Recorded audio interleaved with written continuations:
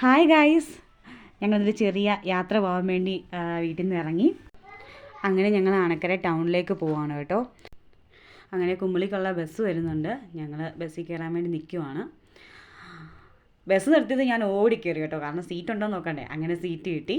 ഞങ്ങൾ കുമ്പളി ടൗണിലെത്തി. നമ്മൾ കുമ്പളി ടൗണിൽ നിന്ന് ചെങ്കരയ്ക്കുള്ള ബസ്സിനാണ് പോകേണ്ടത്. ബസ്സൊക്കെ നോക്കി അവിടെ ഇങ്ങനെ നിന്നപ്പോൾ ചെങ്കര ബസ് കിടപ്പുണ്ട്.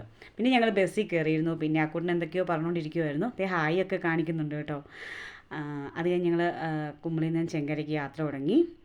ഞങ്ങളൊരു മാമോസയ്ക്കാണ് പോകുന്നത് കേട്ടോ, ഫ്രണ്ടിൻ്റെ കുഞ്ഞിൻ്റെ. അങ്ങനെ ഞങ്ങൾ പള്ളിയിലെത്തി. കല്ലുമേട് പള്ളിയാണ്. അവിടെ ചെന്നപ്പോഴത്തേക്കും മാമോസയൊക്കെ കഴിഞ്ഞിരുന്നു.